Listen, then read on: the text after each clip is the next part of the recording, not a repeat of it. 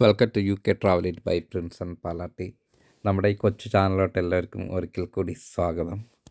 ഇന്നത്തെ നമ്മുടെ വീഡിയോ ഒരു മെഹന്തി കഥ അല്ലെങ്കിൽ മൈലാഞ്ചി ഇടുന്ന ഒരു കാഴ്ചയാണ് ഞാൻ നിങ്ങളെ കാണിക്കുന്നത്. അതോടൊപ്പം ഇവിടുത്തെ ഒരു ചെറിയൊരു ഡാം. അപ്പോൾ ഒരു കൊച്ചു വീഡിയോ ആണ്. ഇപ്പം മനോഹരമായ ഇതുപോലെയുള്ള മൈലാഞ്ചി അല്ലെങ്കിൽ മെഹന്തി ഇടുന്നത് ഒരു നാട്ടുമ്പുറത്തുകാരിയായ ഒരു കലാകാരിയാണ് ഇത് ചെയ്തു കൊടുക്കുന്നത്. നമ്മൾ വിളിച്ചു, നമ്മൾക്ക് ഇങ്ങനെ ഒന്ന് ഡിസൈൻ ചെയ്യണമെന്ന് ആഗ്രഹമുണ്ടെന്ന് പറഞ്ഞപ്പോൾ തന്നെ ഇവിടെ അടുത്തുള്ളൊരു ഹിന്ദിക്കാരി ഒരു കുട്ടിയാണ്, ആൾ ഓടിയെത്തി. അപ്പോൾ അദ്ദേഹത്തിൻ്റെ ആ കല നമ്മൾ കാണുകയാണ്. എത്ര മനോഹരമായിട്ടാണ് കുറഞ്ഞ സെക്കൻഡുകൾക്കുള്ളിൽ വിസ്മയം തീർക്കുന്ന പല ചിത്രങ്ങളും നമ്മുടെ കൈകളിൽ അവർ മെഹന്തി വെച്ചിട്ട് ചെയ്യുന്ന കാഴ്ചയാണ് കാണുന്നത്. വളരെ ഇൻട്രസ്റ്റിംഗ് ആയിട്ട് നമുക്ക് തോന്നിയൊരു കാര്യമാണ്. നമ്മൾ പെയിൻറ്റേഴ്സൊക്കെയും അതായത് വാൾ പേപ്പറിലൊക്കെ ചെയ്യുന്ന പോലെ തന്നെ വളരെ മനോഹരമായിട്ട് അവർ ഒത്തിരി ഡിസൈനുകൾ, അതായത് നമുക്ക് ശ്രദ്ധിച്ച് നോക്കിയാൽ അറിയാൻ സാധിക്കും ഓരോ ഡിസൈനും വ്യത്യസ്തമാണ്. ഒരുപോലെ നമുക്ക് ഒറ്റ നോട്ടത്തിൽ തോന്നിയാൽ പോലും നമ്മൾ ഡീറ്റെയിൽ ആയിട്ട് നോക്കുകയാണെങ്കിൽ എല്ലാം വളരെ മൈന്യൂട്ടായിട്ടുള്ള വ്യത്യാസങ്ങൾ അതിനകത്ത് കൊണ്ടുവന്നിട്ടുണ്ട്. അങ്ങനെ വളരെ മനോഹരമായിട്ടുള്ളൊരു മെഹന്തി ഇടുന്ന കാഴ്ചയാണ് ഇപ്പോൾ നിങ്ങൾ കണ്ടുകൊണ്ടിരിക്കുന്നത്. ഏകദേശം 3-4 മണിക്കൂർ ഇത് കഴിയുമ്പോൾ അത്യാവശ്യം നല്ല കളറായിട്ട് ഇത് വരും എന്നാണ് നമുക്ക് മനസ്സിലായത്. ഏറ്റവും കൂടുതൽ കളറ് വരുന്ന വ്യക്തിയുടെ മനസ്സ് വളരെ നല്ലതായിരിക്കും, അങ്ങനെ എന്തൊക്കെ വിശ്വാസമൊക്കെ ഉണ്ടെന്നാണ് പറയുന്നത് ഹിന്ദിക്കാരുടെ ഇടയിൽ. കണ്ടോ, ചെറുതായിട്ടൊരു സിമ്പിളായിട്ട് ഇടാൻ പറഞ്ഞപ്പോൾ ഇട്ടിരിക്കുന്ന കുഞ്ഞിൻ്റെ കയ്യിലിട്ടിരിക്കുന്ന ചിത്രമാണ് ഇത്. ഇപ്പം നമ്മൾ പറയുന്ന രീതിയിൽ അവർ നമുക്കത് ഡിസൈൻ ചെയ്ത് തരും. അത് ഒന്നിനോട് മുട്ടാത്ത രീതിയിൽ വളരെ മനോഹരമായിട്ട് ചെയ്യുന്ന ഒരു കലാരൂപമാണിത്. എന്തായാലും കണ്ടോ, വളരെ കുറഞ്ഞ സമയം കൊണ്ട് വളരെ മനോഹരമായിട്ട് ചിത്രങ്ങൾ വരച്ച് വെച്ചിരിക്കുന്ന ഒരു ഇതാണ്. ഒരു കയ്യിൽ ഇതേ ഡിസൈനാണെങ്കിൽ മറ്റു കയ്യിൽ മറ്റൊരു ഡിസൈനാണ്. അപ്പോൾ ഒത്തിരി അവരുടെ ആ മൈൻഡും ആ കൈ ചലിപ്പിക്കുന്നതിൻ്റെ ഉള്ള ആ സ്കിൽസ് വെച്ചിട്ടാണ് അവർ ചെയ്യുന്നത്. എന്തായാലും വളരെ അടിപൊളിയായിട്ടുണ്ട്. നമുക്ക് കേരളത്തിൽ മെഹന്തി അത്ര പരിചിതമല്ല എങ്കിലും ഇപ്പോഴൊക്കെയും കല്യാണങ്ങൾക്കൊക്കെയും മെഹന്തി കല്യാണം എന്നൊക്കെ പറഞ്ഞിട്ട് പല സ്ഥലങ്ങളിലും ഉണ്ട്, എങ്കിലും അത്രയും കോമൺ അല്ല.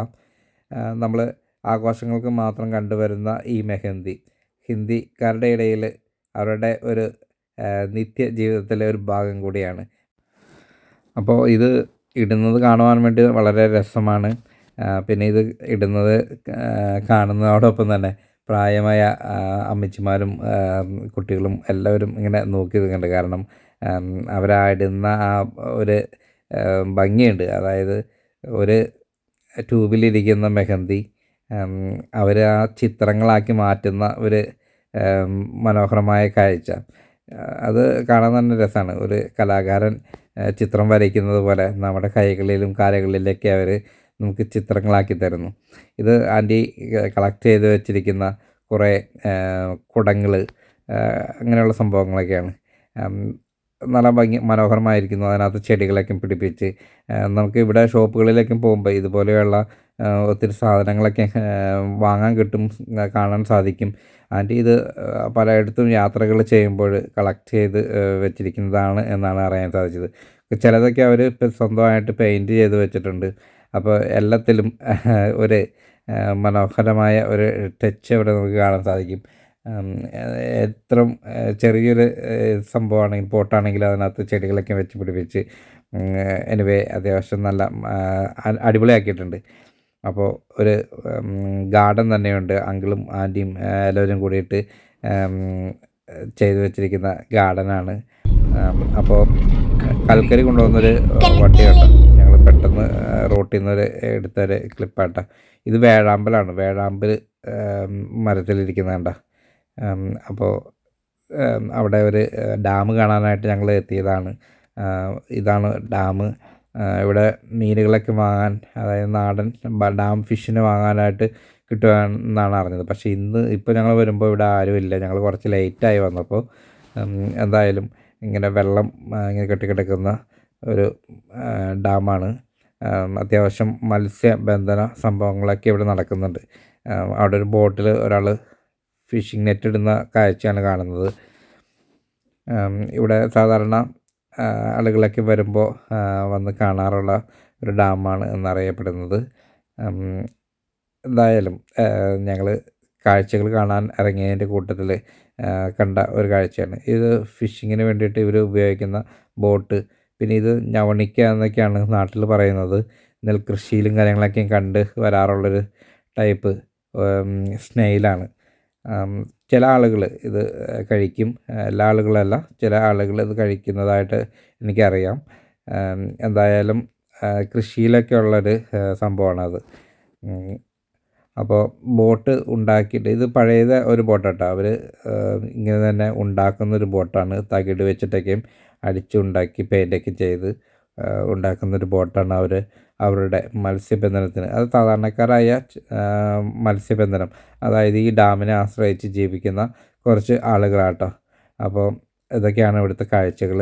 ചിച്ചായ് ഡാം എന്നാണ് എനിക്കറിയാൻ സാധിച്ചത്. ചിച്ചായ് ഡാം അത്ര വലിയ ഡാമാണോ എന്ന് എനിക്കറിയത്തില്ല. കാരണം ഈ ഭാഗം, ഒരു ചെറിയ ഭാഗം മാത്രമാണ് എനിക്ക് കാണാൻ സാധിക്കുന്നത്.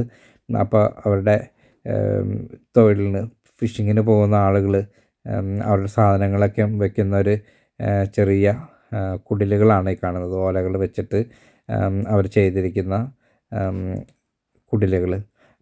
ഒരു കുടിലിൽ ഇങ്ങനെ ചെറിയ അടുപ്പും കാര്യങ്ങളൊക്കെ ഉണ്ട്. അത്യാവശ്യം അവർക്ക് ചായ തിളപ്പിക്കാനും റെസ്റ്റ് ചെയ്യാനും, അല്ലെങ്കിൽ അവരുടെ ജോലിക്ക് ഉപയോഗിക്കുന്ന സാധനങ്ങൾ വയ്ക്കുന്നതിനും വേണ്ടിയിട്ടുള്ളൊരു ഷെഡായിട്ട് ഉപയോഗിക്കുന്ന ഒരു സ്ഥലമാണത്. അപ്പോൾ എല്ലാവരും മെഹന്തിയൊക്കെ ഇട്ടിട്ട് അത് വാഷ് ചെയ്തിട്ട് അതിൻ്റെ കളറ് നോക്കുന്നൊരു കാഴ്ചയാണ് കാണുന്നത്. ആരുടെയാണ് ഏറ്റവും കൂടുതൽ കളർ വന്നിരിക്കുന്നത്, ഏറ്റവും റെഡായിരിക്കുന്നത് ആരുടെയാണ് എന്നൊക്കെയാണ്. ഏറ്റവും റെഡായിട്ടുള്ള ആളുകളുടെ മനസ്സ് അത്രയ്ക്കും മനോഹരമായിരിക്കും എന്നൊക്കെ എന്തോ ഐതിഹ്യങ്ങളോ എന്തോ കഥകളൊക്കെയും ഇവരുടെ ഇടയിലുണ്ട്. എന്തായാലും അത് അവിടെ നടക്കട്ടെ. അപ്പോൾ നമുക്ക് അടുത്ത വീഡിയോ കാണാം.